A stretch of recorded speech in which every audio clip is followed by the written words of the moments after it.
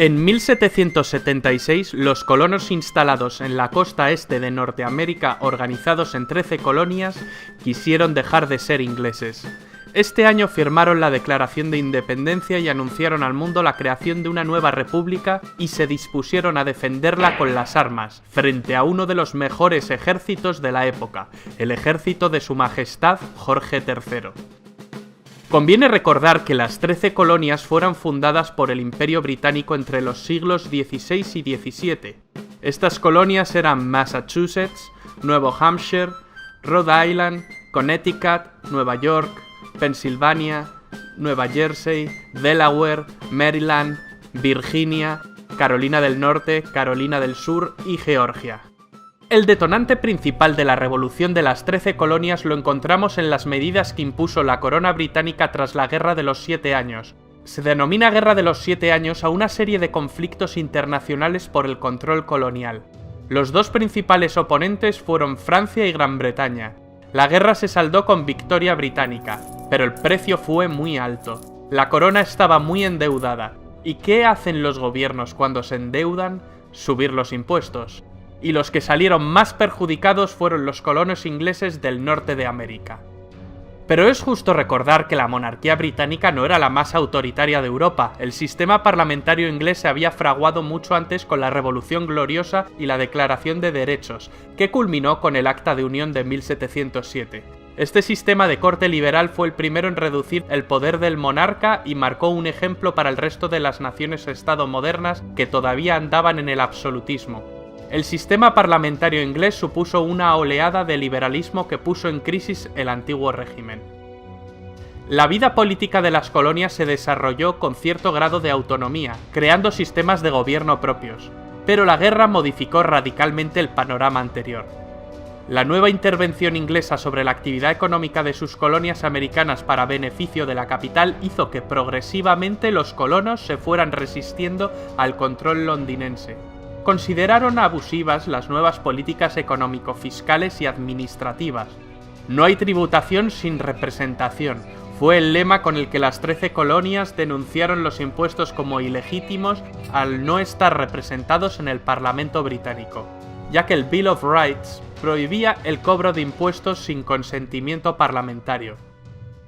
Como decíamos, el primer ministro de Gran Bretaña, George Grenville, durante la monarquía de Jorge III, aumentó los impuestos para incrementar los gastos destinados a cubrir la deuda que el Estado había alcanzado y también poder cubrir el coste económico que suponía el mantenimiento de las tropas que guarnecían los enclaves del imperio. La presión de los impuestos recayó fundamentalmente sobre las colonias de Norteamérica y las Antillas. En esta línea se aprobaron las leyes recaudatorias conocidas como la Ley del Azúcar en 1764 y Ley del Timbre en 1765. La situación se agravó con las leyes de Townshend en 1767 para recaudar por medio de las importaciones de las colonias. Además, con Townshend se pretendió desvincular a los soldados norteamericanos de las autoridades locales, ligándolos a Inglaterra por la nómina. Esto permitió a las tropas allanar las viviendas solo por sospecha de delitos. La política económica británica, con sus medidas impopulares y su implantación coercitiva, obstaculizaba las actividades comerciales de la oligarquía norteamericana. Se organizó una asociación de patriotas que defendía los derechos de los colonos frente al abuso británico, llamada Hijos de la Libertad. El grupo estaba liderado por el ideólogo y referente intelectual Samuel Adams y por el comerciante John Hancock. Los conflictos sociales no tardaron en aparecer. En 1770 ocurrió la masacre de Boston, en la que los soldados que ocupaban militarmente la ciudad dispararon contra la multitud que protestaba, muriendo 5 estadounidenses. Samuel Adams afirmó que esa noche fue el detonante del deseo de independencia. El hecho llevó al monarca Jorge III de Inglaterra a eliminar los impuestos aduaneros, dejando solo aquel que pesaba sobre el té, aunque notablemente reducido. Desde entonces se vivió un periodo de calma hasta que en 1773 Jorge III aprobó la denominada Ley del Té, Tea Act, que en la práctica concedía el monopolio del comercio del mismo a la Compañía Británica de las Indias Orientales, ya que se les eximía pagar el impuesto aduanero, lo cual les permitía comerciar a unos precios mucho más reducidos que el resto. Esta gran compañía actuaba como un gran lobby y ejercía gran influencia en el Parlamento. En 1773 los Hijos de la Libertad se pronunciaron en contra de la ley del té y planearon el Boston Tea Party. Cuando la privilegiada Compañía Británica de las Indias Orientales descargó en Boston una partida de té, algunos habitantes de la ciudad se disfrazaron de indios Mohawks y echaron al agua el cargamento. El desafío fue contestado con la aprobación por parte del gobierno británico de los llamados decretos intolerables en 1774, que limitaban las competencias de las autoridades coloniales, interviniendo y creando un estado de excepción. Esto desencadenó la celebración del primer Congreso Continental que reunió a los representantes de las colonias en Filadelfia. Se reclamaba al rey inglés el derecho de las colonias para hacerse cargo de sus asuntos internos sin injerencia del imperio, lo cual supondría el fin de la relación colonial. Las posiciones de los colonos eran diversas, unos pedían la independencia y otros querían mantener el vínculo, pero reclamaban más autonomía y más derechos. En cualquier caso, la petición al rey no fue aceptada por los ingleses. Comenzó el boicot a los productos comerciales británicos. En 1775 estalló la guerra que durará hasta 1783. Los hechos que iniciaron las acciones bélicas y que acabaron con las posibilidades negociadoras para la resolución del conflicto se iniciaron en Lexington y Concord, en abril de 1775. Estas batallas desembocaron en el asedio de Boston, donde los británicos tuvieron que retirarse de la ciudad. Al mes siguiente empezaron las reuniones del Segundo Congreso Continental, donde se abordaron temas militares para lograr la organización formal y eficaz de un ejército, más allá de los milicianos. Es cuando empieza el reclutamiento de soldados. Se nombró a George Washington, un reputado militar, como comandante en jefe de las fuerzas norteamericanas. En plena guerra, el Segundo Congreso Continental aprueba en Filadelfia, un 4 de julio de 1776, la Declaración de Independencia de los Estados Unidos, redactada por Thomas Jefferson, hombre especialmente reconocido por su calidad intelectual. También haría correcciones sobre el borrador de Jefferson el abogado John Adams y el científico Benjamin Franklin. Estos tres personajes son clave. Si sumamos a George Washington, estamos ante los 4 padres fundadores más conocidos. Esta declaración confirió unidad y determinación formal a la Guerra de las 13 Colonias.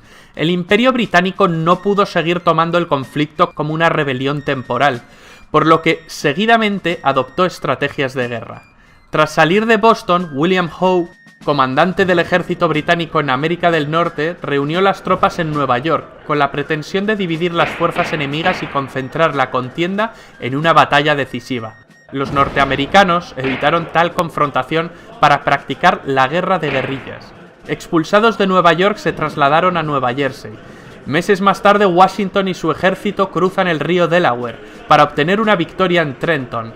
Ese mismo año, la victoria continental en Saratoga fue decisiva. Este fue el punto de inflexión que decantó los apoyos externos hacia los norteamericanos. Francia con Lafayette y España con Bernardo de Gálvez, mientras el Imperio Británico seguía sufriendo grandes costes. El Imperio Británico no pudo aguantar más la situación, y en 1783 firmó la paz y reconoció la independencia de los Estados Unidos de América. Los representantes de los territorios ahora independientes se reunieron en la Convención de Filadelfia en 1787. Se instauró un gobierno federal presidencialista con un sistema legislativo bicameral, un presidente de la República y un poder judicial de servicio vitalicio. Lo que en un principio fue una discusión para la reforma de los artículos de la Confederación por el Segundo Congreso Continental desembocó en la redacción de la Constitución de los Estados Unidos, ratificada por el pueblo en convenciones en cada estado, con el nombre de Nosotros el Pueblo, We the People. En las elecciones de 1789, Washington fue elegido primer presidente de los Estados Unidos. John Adams y Thomas Jefferson acabarían siendo el segundo y tercer presidente. ¿Cuáles fueron las consecuencias de la independencia de Estados Unidos? Las principales fueron la Revolución Francesa y el proceso emancipador de Latinoamérica. La Revolución Francesa. La Ilustración había servido de impulso a las 13 colonias. Tanto la influencia de la Ilustración como el ejemplo de los Estados Unidos sirvieron de trampolín ideológico para el inicio de la Revolución en Francia. El proceso emancipador de Latinoamérica. El esquema colonial padecía los achaques de la vejez. La independencia de Estados Unidos y la posterior Revolución Francesa son episodios que no pasarían desapercibidos a ojos de las élites de América del Sur. En 1808, la invasión francesa de España acabó con la deposición de Fernando VII, el rey felón. El hermano de Napoleón, José Bonaparte, se hizo con el trono español. Ahora las colonias españolas eran dependientes del hermano de Napoleón, a quien encima le crearon fama de alcohólico. ¿Acaso esto no era motivo suficiente para emanciparse? Fernando VII acabaría recuperando el trono tras la Guerra de Independencia Española contra el invasor francés, pero la reinstalación del absolutismo no sintonizó lo más mínimo con los vientos liberales que soplaban. El argentino José de San Martín y el venezolano Simón Bolívar acabarían liderando la causa independentista de las colonias españolas de ultramar.